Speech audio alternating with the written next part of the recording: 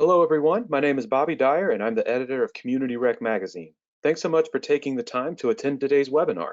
Today's presenter is Larissa Rowe, the Customer Success Manager for Nonprofit at Lucid Press, on the topic of growing your nonprofit brand during and after a crisis. If you have any questions during her talk, please send those through on the GoToWebinar control panel, and we should have time at the end to answer them. Now, Larissa, you have the floor. Thanks so much, Bobby. As you said, my name is Larissa Rowe, and I'll be your host today. Joining me is Andrea Rosenbaum, the Director of Advancement for YMCA of Northwest Florida. Andrea, could you tell us a little bit about yourself and your role? Sure, thanks for having me, Larissa. I've been with the YMCA for just about 20 years now and spent the first half of my career in operations. So really getting my hands dirty with programs and membership and everything that comes with those day-to-day operations. In the last half of my career here, I've had the opportunity to work at an association level, a larger level, with marketing, communications, development, and the big picture of the membership experience. And I just want to make sure that anybody who's out there who's from a small shop, whether you're a Y or another organization, my Y is a pretty small Y.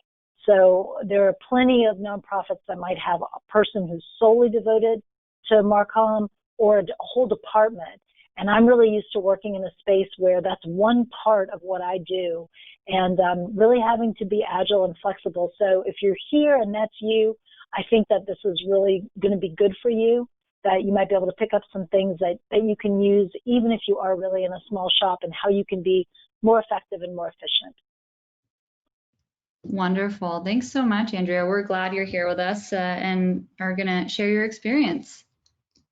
So before we get started, I have just a few quick items to touch on. If you have any questions during the webinar, head down to the QA section at the bottom of your screen. Our gracious event coordinator will be helping answer or field any of your questions, but also we want to hear from you. So if you've got any insight to some of the tips we discuss, add it to the chat so others can see. Also, if you love free food, you're in the right place. We're doing a $25 DoorDash giveaway at the end of the webinar. So we'll be selecting 2 lucky winners. So make sure you stick around because you need to be present to win. Okay, so today we're going to talk about 5 tips for growing your nonprofit brand during and after a crisis. But before we get into that, let's talk a little bit about why nonprofit branding matters and why it's important to acknowledge the differences between for-profit and nonprofit organizations. It's not a new idea that your customer is the one who decides what your brand image is. However, most businesses need that reminder that no matter how many brand guides or style guides or key messages that you put together, if that isn't translating to the customer in a way that they understand and experience it, then ultimately there's going to be a disconnect between what you and your brand, what you want your brand to be and what the customer actually perceives of your brand. So if we dive a little deeper into that, we know that a for-profit organization aims to sell a product or service to a specific group of consumers and typically funds their efforts through sale of profits, bank loans, and private investors, whereas nonprofits' intentions are to advocate a social cause or standpoint to a broader, more diverse audience. So to continue getting their message out, they rely heavily on private donations, government grants, corporate sponsorships. One of the biggest key differences that we see with nonprofits specifically is resources. Generally, nonprofits are bound to a tight budget, a small team to work with, and few resources to pull from. So on one side, you're buying something that's often tangible, and the other you're giving. So for a nonprofit, the stronger the presence and identity you possess, the more likely people are to donate. And the more donations you can accrue, the more you have available to continue building your brand presence. So Andrea, in your experience, what have been your observations in that regard? And have you noted any other instances where nonprofit brands face a different burden than for-profit organizations? Larissa, I tend to think that as a nonprofit, we're often held to a higher standard in many areas, including our brand. I think that all of my nonprofit friends on the call would know when we've been questioned about our administrative percentage or, looking at 990s to see salaries of your top leadership. And somehow it's okay sometimes to have a really successful leader in a for-profit sector who's being well compensated or spending money on growth, but as a nonprofit, we might be judged for that. So I think in the face of that, having a really high brand standard is important. Those details matter, the consistency, not just of your logo, but of the voice you speak in, the language you use, and are your behaviors consistent with what you say you are? So the simplest example I like to give in our why is we talk about being a welcoming environment and a friendly, people-based environment. Well, we can say that, but we have to demonstrate it. So one of the simple ways we've done that with our team is to say when someone comes in to try the Y, they want to tour, they might want to join or be in a program, we want to say we're welcoming and friendly, but we're going to demonstrate that. Where on a tour, your goal is to introduce that prospective member to 3 people, whether it's a staff or another member. So that's how we show that we're a welcoming, friendly person. So I just encourage everybody to be clear and consistent, and don't make it too complicated. Keep it really simple. And then ultimately protect your space. The Y brand nationally has been valued at almost $9 billion, and that's a space worth protecting. Absolutely. Thank you so much, Andrea. And just to go a little bit more into that, according to a nonprofit source, we found that 90% of large companies indicated that partnering with reputable nonprofit organizations enhances their brand, and 89% believe partnering leverages their ability to improve the community. So ultimately, branding is your banner. Your brand being strong can assist you in fundraising efforts because it will be key when reaching out to find those who will support you.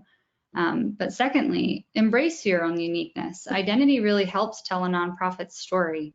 Something that's special about nonprofits are their ability to create those meaningful connections, which ultimately translate to loyalty and trust with consumers and donors. So I'd love to hear from the audience on this question as well. So if you can, drop your answers in the chat. But Andrea, we know that nonprofits are tremendously reliant on community support, but also on for-profit organizations. How has a strong brand like YMCA helped you with fundraising and identity among stakeholders? Larissa, I think that it's that feeling that a potential donor or corporate sponsor has about your organization that's really going to open the door to a relationship, and relationships are really what it's all about. And so when we go out and talk to people about our brand, people have a general good feeling, but we really need to make that tangible and specific for them. We need to express the breadth of what we do. So in any, whatever your nonprofit mission is to talk about how does that really connect to those other stakeholders? How do we find the intersection between what we do, what is unique about us, my unique selling proposition, what problem am I solving, and how do I do it really uniquely, and how do I align that with that donor or that other sponsor into something they're interested in. And I think the best suggestion that I can make on this is ask questions. I think when we're nonprofits, we know our case, we know our mission, we're so passionate, it's hard to stop talking. And oftentimes the best way to align your brand with someone you think is going to be a good partner is to ask them questions about what they care about, how they see your brand and your organization really meeting needs in your own community. And then you can start identifying that common ground. We found during the springtime of this crisis and this pandemic that the people who love us still love us. And many of them are anxious and eager to help. And so for us to be able to talk specifically about what we're doing right now that might be a little different and how they can help empowers them, where they can now say, here's where we are. So just this week, we had to cancel an event that our Y has held every year for 25 years. And one of our biggest stakeholders that already paid their sponsorship fee and said, we want you to keep it. Another organization that had not yet paid their sponsorship said, we want to make a donation anyway. So I think if you've really built that brand connection, then you're going to see that result in the fundraising and the other opportunities. Absolutely. I love that brand connection. Wonderful. Thank you. So let's go ahead and dive into some of the tips. So number one is maintain long-term brand authenticity. The nature of nonprofits, as we said, makes them reliant on community support, grants, and just the goodwill of the community and people around them. This is important during and after a crisis because in those situations, more so than ever, people are reaching out for funding and people have to decide if there is any extra money, where it should go. So having strong long-term brand authenticity is critical so that people know who you are and that they can trust you. A few things to keep in mind while evaluating your brand authenticity are that everyone's looking for help. If your brand doesn't stand out during a crisis, people won't be able to support or back you up. And so in order for your authenticity to be effective, we want to look at things like how can you get other businesses to get behind your messaging? Going back to being transparent, be aware and open of any shortcomings you may have endured. It actually gives you the opportunity to be a positive example. And embrace feedback. Take that valuable information you're receiving from those who impact your organization most and learn from it. So in regard to authenticity, Andrea, what's your experience in branding for YMCA? You know, it was an interesting experience that I went through with the Y, and anyone who's on the call who's been with the Y for a while. Up until maybe the early 2000s, the Y nationally was just a branding mess. We are a federated model, and so individual Ys had a lot of latitude to mess with the brand. I mean, there's no other way to put it. And so we had logos that were, you know, dressed in Hawaiian shirts and hula skirts, or just people creating all their own things. And as a result, it was very disjointed. And we really realized we were missing out on a lot of opportunity for members, volunteers, and donations. And so organizationally, we launched a new and revitalized brand in 2010 that really updated our look, unified our voice, and strengthened the focus on our mission. And so, you know, if we could do that with 2,700 YMCAs in the United States, I think a lot of smaller organizations can do that, that really to come up with that clarity. If you don't really have that clarity, then an emergency or a crisis is going to force you to really crystallize that message. I think probably most people in the country have probably had some sort of weather emergency, maybe in your community, a tornado, a hurricane, an earthquake. Those are the kinds of things that sometimes really force you to stop and say, what are we all about? So I am really excited about our Y brand and how we leverage that. And I think that I've been able to help other local organizations in my community really stop and say, who are we really? And how do we make sure that what we're putting out there resonates with our core mission and our long-term plan? Of course, yeah, that actually leads us perfectly into tip number 2, which is evaluating your current impact. So understanding the position of your community and your donors, but also making sure you're positioning yourself within that.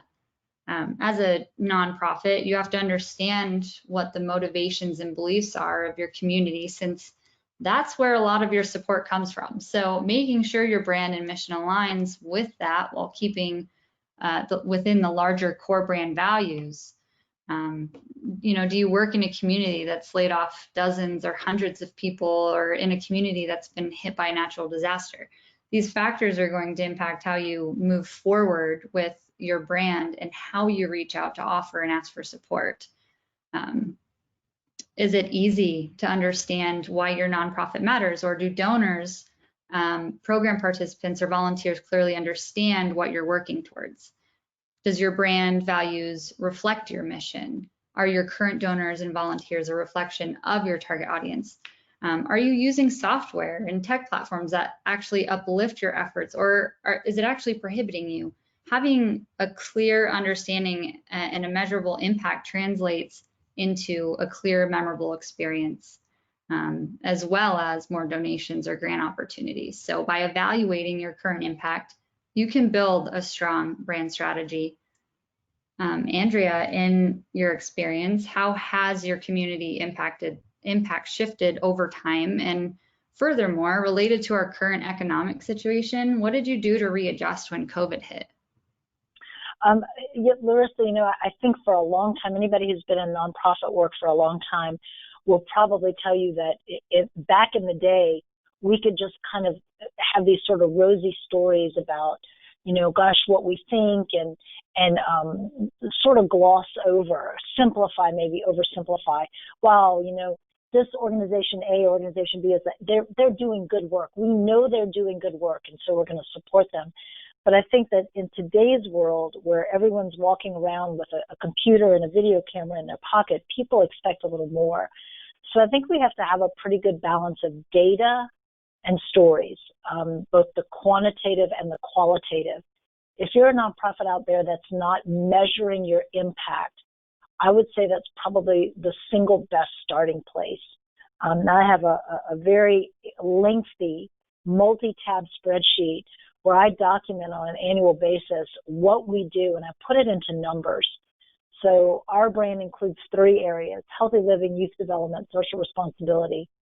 And I collect in those 3 buckets a numerical value of what we've done. And it took a little time to build that tracking system, and I rely on my colleagues to help, but it helps us to quantify what we really do. And so when I say we added $628,000 worth of value, mission impact in our 2-county area last year, that's an impact that someone would have to meet if we were not here. Mm-hmm. But on the flip side, I think we've got to tell the story. You have to put a human face on it.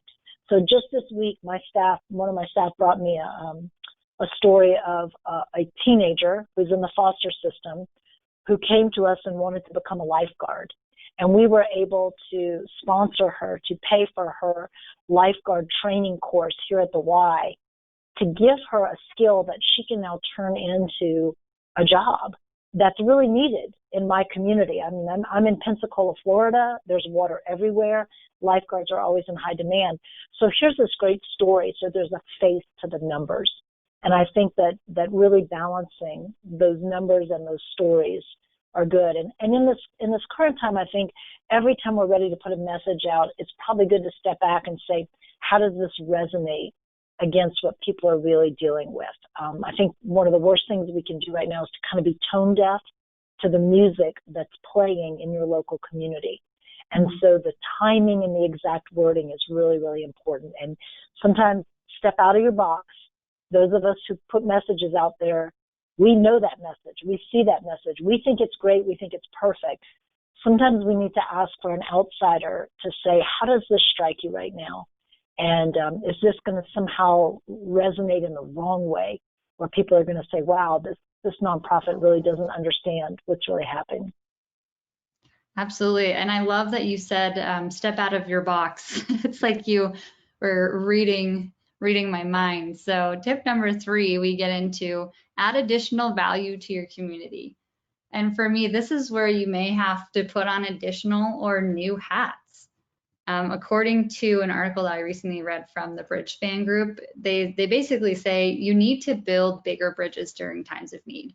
And a good example of this, of adding additional value to your community, is actually I was talking with a colleague of mine recently who used to run a nonprofit in a small town that was heavily reliant on coal production, but they had seen a dramatic downturn in the industry, which resulted in many layoffs. So for them, they originally were offering childcare to families, but because people were not working, they needed to shift and find new ways to collaborate with the community. So they started opening up their space for things like community events or birthday parties, just anything they could do to really shift their focus. So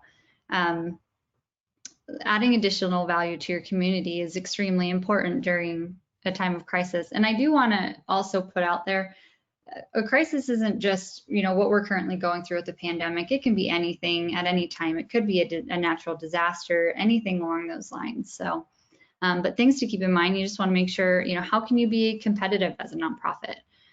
What are some new ways to collaborate with your community? And how can you add maybe some new services? So examples, like I just said, the childcare or renting out new spaces. Andrea, I know we talked a little about this on the phone the other day, but can you share some of the ways you have worked together with your community since COVID hit that may be different than your normal efforts? Absolutely. We were closed to our regular membership opportunities on a Friday, and on the following Monday, our CEO brought our leadership team together in one of our big multi-purpose rooms so we could spread out.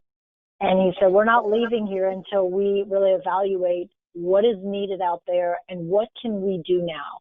What can we stand up immediately? And so we needed to really align what was needed, actually make sure that was a need, and then see if we could fill that space.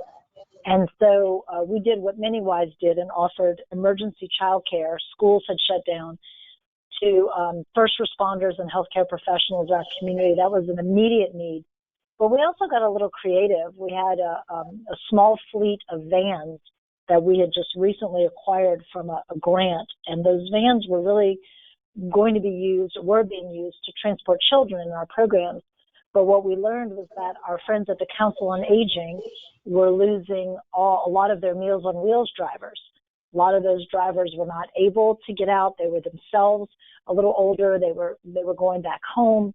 And so we were able to repurpose our staff to make food deliveries for Meals on Wheels. And at the end of that 7 or 8 week period, we had delivered 1,025, 1,030 meals. And so we were meeting a really concrete way, but doing it in a way that still kind of fit us. We serve a lot of seniors. We do a lot of that work already, and it was a collaborative opportunity. So it didn't have to just be us. We said, how do we lift up what someone else is doing? A simple example we did was we hosted blood drives. We learned that the blood center locally was not having enough donors because people were afraid to do that. And our members were asking, what can we do? People, again, wanted to help. So a simple thing as hosting that was really good.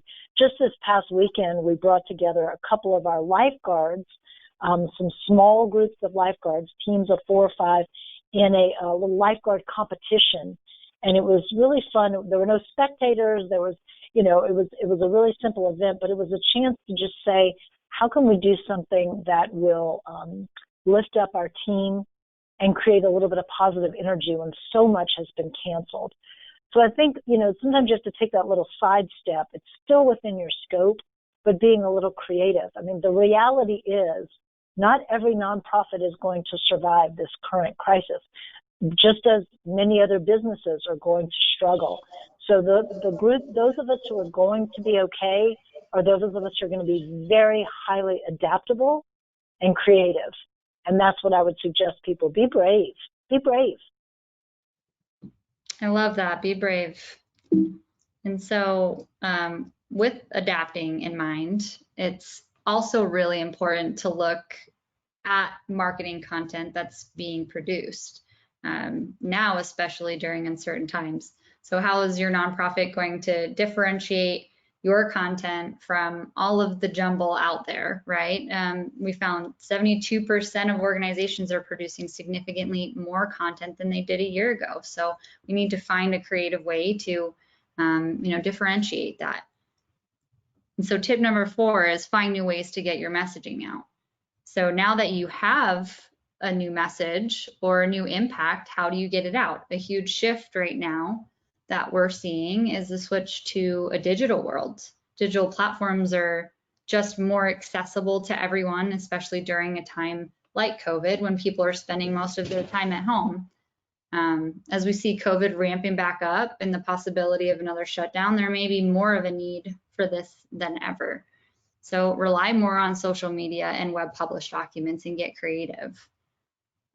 Can you give us, Andrea, an idea of how your messaging with the YMCA has changed? And also, I'd love to hear from the audience about how marketing teams are being innovative during this time. So feel free to chime in.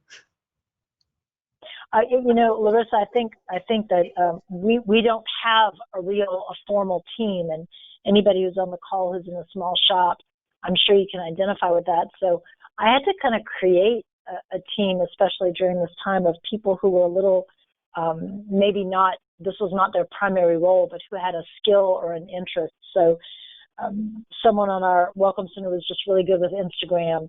A college student studying graphic design. Turns out one of our accountants has a really creative side. And then let go a little bit to allow other people to do things. And we just decided we were going to keep things simple and only do the things that we could sustain. I think sometimes we try to do way, way, way too much, and then it's hard to keep up with. But I would caution people, be careful not to jump on a bandwagon because you think you have to be there. And this is my example of this. In my local television market, all of a sudden everybody locally wanted to do a COVID commercial. You know, we saw them, Google's doing it, and Apple's doing it, and Best Buy's doing it, so we need to do one. And there were some people I think that did some right in that space, and it didn't even make sense. My best example is we had a local pest control company that was airing a commercial that said, you know, we're ABC Pest Control Company, and we're all in this together. And I just really struggled to understand how that really connected to the, you know, were the ants and the roaches being affected by the virus? I don't think so. So I think that company maybe could have messaged a little better, and we need to be careful not to just duplicate what we're hearing from other folks, but connect it back to you. The other thing we did is we really balanced the higher tech with the lower tech. So we started doing way more video, and again, not going through the time to make 20 edits and get it professionally done. Sometimes it had to be really simple, but let's get those messages out. And we really got great response to the video. Our CEO holding an iPhone up and talking directly to our members and our donors in our community was very powerful. But on the flip side, we also went a little old school. So we mobilized groups of staff and made handmade cards and wrote handwritten notes to our donors and to a lot of our members who were sticking with us. So, you know, in a time where people are spending a lot more time at home, all of a sudden going to the mailbox might be a big deal. And we found that some of those handwritten notes kind of cut through the noise and got the attention of people that then gave us the opportunity to advance that dialogue. So I think we need to be in our reliable kind of set channels, but also experiment. And then how do we create a path? How do we set up a game plan and some systems that make it easier for us to push that content out? Because it's changing so quickly that we cannot create from scratch every time we have a message. Absolutely. How's that for a good setup for you? It is perfect, actually. So, and I love that you guys actually did handwritten notes. I think that that's a really special touch, especially for, you know, communities that, like you said, maybe getting out of your house just for a quick walk to the mailbox. That's really, really important. I love that. So, oops, sorry about that. And actually, you sent over some really great templates. Do you want to talk a little bit about these? Well, sure. And I think, you know, again, we do not have an in-house designer. We don't have a marketing team. We have to just really be, we're lucky with the Y brand that it's very simple and clean and gives us a lot of tools. But we decided right on that we wanted to have a unified message for everything that we sent out. We wanted to brand it with a very simple, something we thought would resonate. And this is what our little group came up with. So using that statement of the Y is here for good to imply, you know, we're an old YMCA. We've been around since 1880. So there's a lot of history there. And to say we're here to create good in the community helped us to brand that. And then we needed to get really, really tactical and simple. So the templates we made for social media that just said we're going to commit to getting out some very simple messages, and we're going to create these templates where different people can drop in a photo, a fact, a question, an image, and then post it on our social media so that people start to look for, you know, what's the Trivia Tuesday question. And I think that I love to tell the story, and it's not my it didn't happen in my organization, but it happened to a friend of mine where she knew it was time to start standardizing when a flyer showed up in her workplace around Thanksgiving time promoting either the the Thanksgiving potluck or the food drive, and one of her colleagues had drawn a hand turkey. So just like we used to do when we were kids, where we would trace our hand and draw the little turkey, someone in her workplace had drawn the hand turkey and then dressed it up and photocopied it and put these flyers out. And she about fell on the floor. And she said, that's when I knew it was time to really lock down the standards. And so I think that there are probably a lot of people in your organization, maybe other staff, maybe even some of your volunteers or your board members, who could help with your messaging if we give them parameters. So just like we put a fence up on a playground so that kids know, hey, I'm safe to play right up to the fence, when we kind of lock down those parameters, then other people in the team can feel a little braver and a little more comfortable creating some messaging and pieces that go out there. And on that, I think can really, really help. And so, this is where I think the whole concept of templates and streamlining and standardizing can really, really help. Definitely. And as cute as the turkey hand probably was, I think your templates look wonderful. So an interesting statistic that we actually found from digital asset management is that over 50% of creative teams feel they waste time and resources creating assets that actually never even get used because people don't know they exist. Which is why it's important to focus on creating pieces that matter and make an impact to the community, especially during a crisis. But also when you're working with a bare bones team, as you mentioned, with limited resources and time, you don't have the ability to waste efforts on content that's not going to be used, which brings us to tip number 5, streamline and templatize. So with switching to a digital platform for your messaging, streamlining and templatizing become most important. And Andrea, you have the most insight to this, and you talked briefly about it, but Wise, for example, tend to only have 1 to 2 marketers. They can't continue to shoulder all of those creative requests themselves.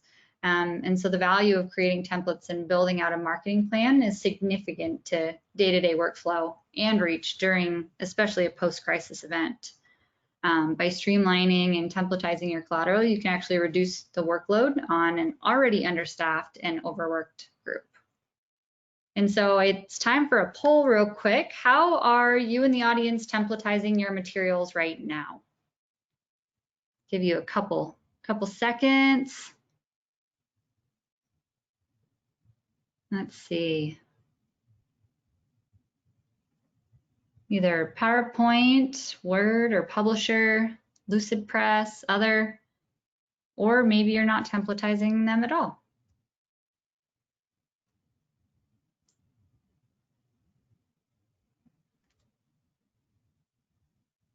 All right, just maybe a couple more seconds.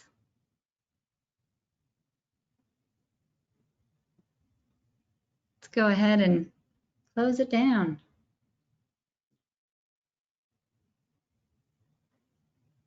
So it actually looks like, wow, 33% of you are using Word or Publisher, 25% LucidPress, 42% other, and a couple aren't templatizing at all. That's actually really interesting. Larissa, I think for that 8% out there who are not using templates at all, I think it can be a little overwhelming when you're starting. So my suggestion to those folks would be, it's the way one of my fellow moms 20 years ago when we started raising our kids, she was a big scrapbooker. And when I saw her kids scrapbook, the kids were 4 or 5 years old and she had all this stuff. And I said, oh my gosh, I can't imagine going back to my child's birth and trying to recreate this. And she said, that's not how we do it. You start today and you move forward. So if you really haven't been templatizing at all, pick 2 or 3 things that you think would be a real need and start today. How can I, the next time I need to create a newsletter, a flyer, a social media post, whatever it is, how can I build a template for that? And now I can start using it. And then the next time I do something, build a template. And then you can create that library a little over time rather than feeling like you have to do it all. I think when we try to do it all at once, it gets overwhelming and we quit. And so breaking it down into how can I do that as I move forward really can help. The other thing I have a colleague here at the Y, Bill Seeds. If there are any Y people on the call, you might know Bill, who was up in Philadelphia for years, and I've had the pleasure of working with him now for 3 or 4 years here at the Y. And Bill likes to say, it's amazing what happens when we all pull on the same rope in the same direction at the same time. And I find that applies in so many spaces, and here it does too. If we're not trying to have some standards, then essentially you're tugging rope against yourself.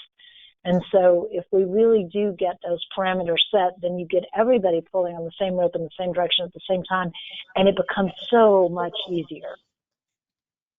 Absolutely. Absolutely. Sorry, we had some technical difficulties with the poll Xing out, so bear with me.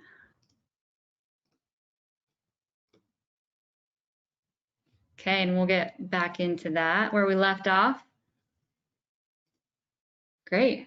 Thank you so much for your insight and also your very important recommendations to those out there who might not be using it. You know, while we all look to be using different templatizing platforms, we want to go through some ways we at Lucid Press suggest streamlining your efforts. So we recommend creating a library of templates that can be organized by department, purpose, and content type.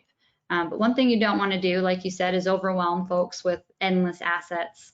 You want to be able to provide them with the content necessary for their role so they can find it quickly.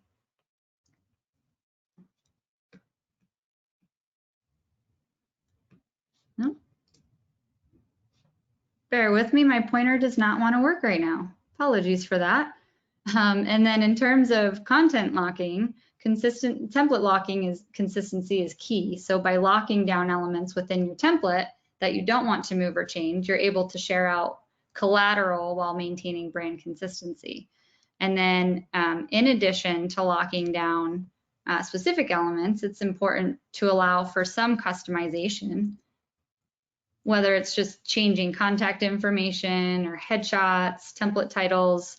Allowing for that type of personalization within templates is going to help limit actually those small creative requests that we see come through, which actually are the little ones that take up so much time.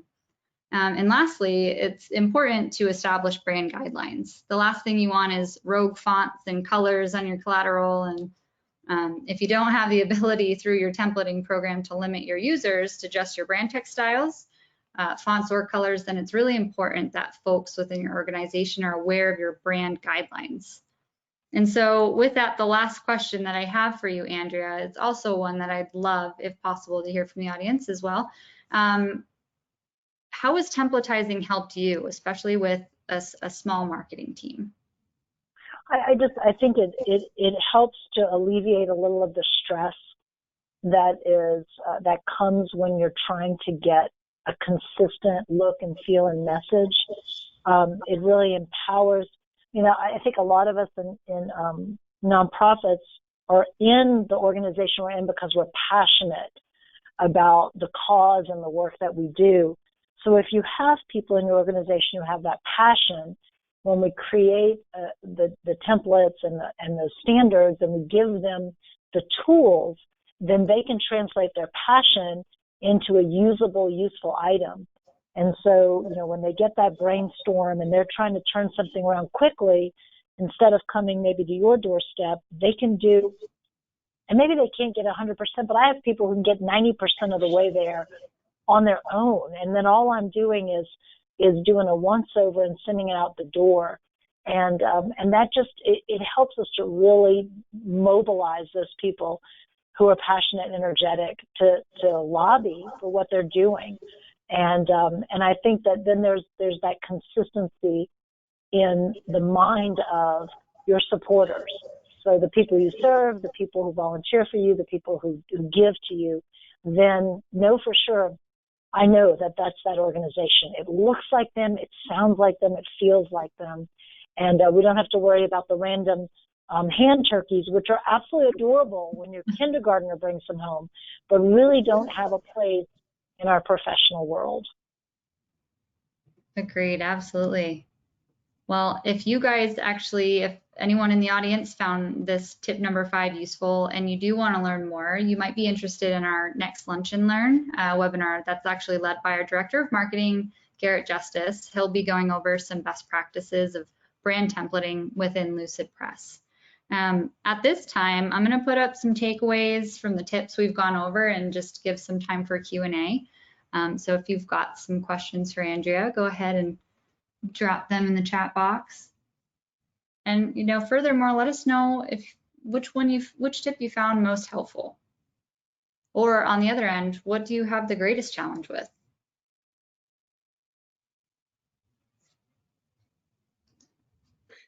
Hey, Larissa, it's Bobby again. Hey, Bobby. I do have hi. I do have a couple of questions from the audience for you guys. I believe these are both directed so far at Andrea, but Larissa, you feel free to jump in as well. The first question is, what is your suggestion for nonprofits starting out? And I believe that's meant to say like when a nonprofit is maybe rebranding or starting, to kind of revamp its brand. What are some suggestions for that? Okay, sure. And I'm gonna confess, the questions are the scariest part when you're doing something like this, because you think, what are people thinking out there? And gosh, I hope I can help. But I think I can offer a little help on this. I would say that when we're starting with a brand, if you're just starting and you're trying to create that, or you're maybe revamping that, I think starting with a smaller group that represents a variety of perspectives on your organization. So a staff perspective, a donor perspective, a volunteer perspective, and then what I have come to believe is most important is somebody who doesn't know anything about you. So whether that's someone that is in your bingo group or your bowling team or your neighbor, but somebody who really doesn't know who you are. Because I think that when we know what we're trying to say, sometimes we fill in the blanks automatically. And so seeking the opinion and the eyes and the ears of someone who is not schooled in your organization can really identify maybe opportunities and gaps. And so I would start with focus groups that include those different perspectives and really have some evaluation of going back to your roots. What problem exists that we're trying to solve? How are we uniquely and best able to solve it? And then how do we communicate that in a way that is going to resonate?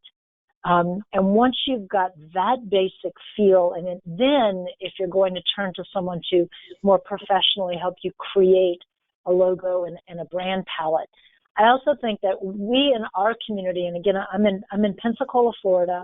We're all the way on the western end of the Panhandle. We're almost to the Alabama border, but we are lucky enough to have the University of West Florida here. And we have had some great collaborations with the university.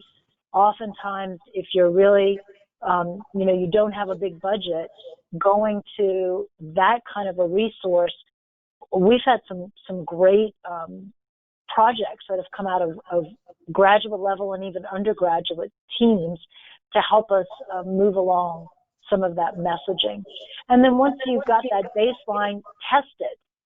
So again, take it to a wider audience. What does this say? How does this resonate with you? And then go from there.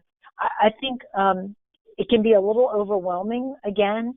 So give yourself some space and time to create that. And then once you feel good about it, commit to it. Brands do need to be revitalized and updated. Again, the Y organization dates back to 1851 in this country. We're on our 7th logo. But I think you want to feel good enough about it that you can get some traction for a while. So that would be kind of how I would go about that if I were starting out. Awesome. Great. Thanks for the insights. So Andrea, here's the next question for you. What's an example of embracing the uniqueness of your Y branding? Oh, wow. That's really great. I love that. So I think, and I'll relate this to the why. I'm assuming that comes from another YMCA person. Maybe I'm wrong. But from the perspective of the why is huge. When I mentioned our buckets, youth development, healthy living, social responsibility, a lot goes into those buckets. So while almost every why is involved in wellness, is involved in some sort of youth programs, they're all a little unique in their own communities. So one of the things that we do in our community, we're a very spiritual, a very church-going community, and we actually have faith-based groups that meet in all of our whys. And these are very different. One of them is a group that reaches young people through basketball and then shares fellowship. One of them feeds people. One is a more traditional kind of Pentecostal church. And so that is something that is a little different to our why. It's this relationship to the C in YMCA, the Christian part of our mission, that connects with our community. We have 360 some odd churches in our town, and people go to church. And so when we talk about the why as being a Christian-based organization, and here's how we live that part of our identity by welcoming these faith-based groups in, and we tell that story, that becomes part of our brand. So I think that it's looking at what you do that might be a little bit different, a little bit special in your organization, especially if it can connect to your audience. And then that becomes part of your story. This becomes part of your brand. So, an easier example for us in Pensacola is aquatics, where, again, we've got the Gulf of Mexico, we've got, rivers around us, we've got lakes, we've got, lots of swimming pools. So we are huge in aquatics. But I talk all the time about the things we do in our swimming pools that are not just swim lessons. We train lifeguards, we rehab injuries, we have tested underwater robots for, for various applications. Special Olympics does their Special Olympics practice in our pools. We have even baptized people in our YMCA pools. So that's a way to say, okay, can we represent that in our story when we're talking about the Y brand? And I think that question also, just one other point, I think it's really easy to equate your brand with your logo. And if there's one thing that I've learned over the last few years and that I have to continue to remind myself, your brand is so much more than that. It's the voice you speak in. It's the feeling people have. It's the affinity groups and the collaborations you have. So think broadly when you talk about brand, and that will help to really, it's your personality. And so it will help to really weave that for your audience. Great. Excellent. Yeah, thank you for that, Andrea. So we have one last question for you and for Larissa, if Larissa wants to jump in. And this isn't as exciting as underwater robots, but it's still important. How have you been dealing with the switch to digital with different age groups, such as seniors or young children? Oh, that is great, because I have had multiple examples of this literally in the last couple of days. So we switched, here's a great example. We switched to a system where we have some limited group fitness classes. And this is something we normally is a huge part of our why. I'm in a downtown branch that we did a fundraising capital campaign for and opened 3.5 years ago. And in normal times, we run about 100 group exercise classes a week out of this Y. So we are running a much smaller number now with very limited participation for safety. And we now have an online sign-up system where you have to reserve your spot in a group exercise class. So what we found is that our seniors love the opportunity for socialization and for physical activity to get here as long as they feel safe. But many of them have struggled with navigating the online sign-up system. And so we have just really said, this is part of what we are, is if you need that individual attention, we're going to give it to you. So our frontline folks, our welcome center is not as busy because our general attendance is down and traffic is down, it's quieter. So they have become technology ambassadors. And I have watched our staff, either in person, over the phone, walking people through how do we do this. I had another staff person who said, I'm going to take all these screenshots and make a physical handout and a virtual handout where someone could walk through, how do I sign up for this class? How do I do this?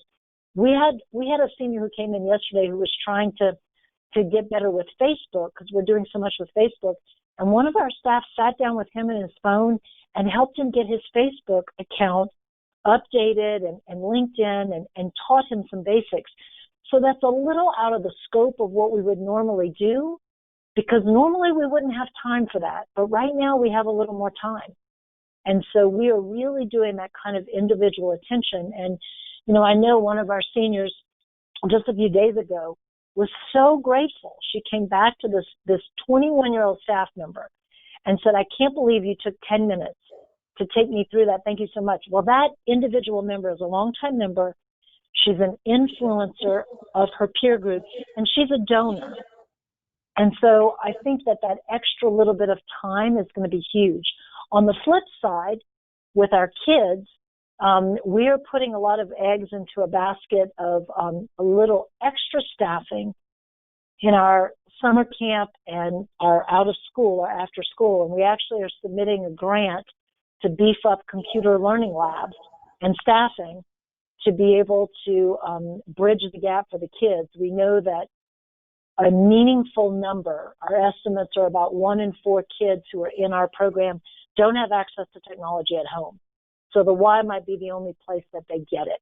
And so we're now shifting our focus in that program to say it's not enough for us to have, okay, it's just homework time, but we are now going to have to guide that a little more specifically and intentionally and do that in an online platform, because that's where these kids are. So I think that the technology is great. And yes, we need to look at those technological tools, but we can't eliminate the people part of it. And I know in the Y and probably in a lot of other nonprofits, relationships are key. So how do you leverage your human capital to support the technology that you're using would be the question I would ask. Awesome. Andrea, thank you so much. Your insight and feedback on this topic have been absolutely invaluable, so we really appreciate it. Thank you. But now it looks You're welcome. Oh, is it time to give the prize? This is a fun part. It is. That time is here. We're going to choose our DoorDash winners now. And so I want to, let's see who they are. Virtual drum roll, please. Pete Simon and Cassandra Vietin. Hopefully I did not mess up your last name. Apologies if I did, but congratulations to you both. We're going to email you those gift cards within the next few days after the webinar. So congratulations. Also, just want to let you know, check out our latest Brandland podcast episode on branding and marketing in the nonprofit space. Garrett Justice joins International Media and Marketing Director Aaron Brown from Destiny Rescue to discuss what it means to tell consistent, ethical, and hope-filled stories in a nonprofit setting. So we'll go ahead and drop the link to that episode in the chat box if you're interested. But thanks so much to everyone who joined today, and also a huge shout out to Bobby and Community Rec Magazine for hosting this webinar. If you have any questions that did go unanswered, here's our contact information. Please feel free to reach out to us. Yeah, and Larissa, I would say, I have learned so much in my time at the Y from so many other YMCA professionals, from people who are in marketing and communications. I now have a daughter who's working in graphic design and digital media. And so, I'm learning from people of all ages. I think that to keep asking questions and keep experimenting is important. So I definitely do not claim to have all the answers, but I will gladly give anyone anything that I've created. I will help you find things. So if there is somebody who's trying to, and I've done a lot of that work with other small nonprofits in my community as a volunteer, so I know what it's like to be on the volunteer side of things too. And I am happy to help people if I can do anything. I feel like it's my way of paying back all the people whose shoulders I stand on today. Awesome. Well, thank you so much again, Andrea, and thank you to everyone who joined. Yes, thank you both, Andrea and Larissa, for sharing your insights today. And thank you everyone for attending the webinar. We'll see you next time. Thanks for listening.